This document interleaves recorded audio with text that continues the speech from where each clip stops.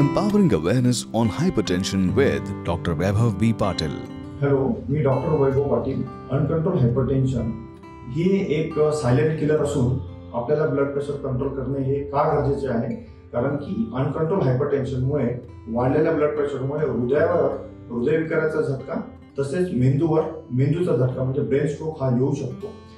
त्यामुळे आपल्याला blood pressure आपल्या सांगितलेल्या डॉक्टरांनी दिलेल्या नियमित गोळ्या घेणे, त्यानंतर नियमित व्यायाम करणे आणि हे सर्व करून आपण स्वतः गोळ्या ह्या बंद न करता नियमित गोळ्या घेऊन ब्लड प्रेशर हे आपलं कंट्रोल असेल त्यावेळेस आपण गोळ्या ह्या घ्यायला हव्यात. त्यानुसार मीठ आणि पिण्याचे पाणी याचे प्रमाण योग्य असेल तर आपले ब्लड प्रेशर हे कंट्रोल राहील.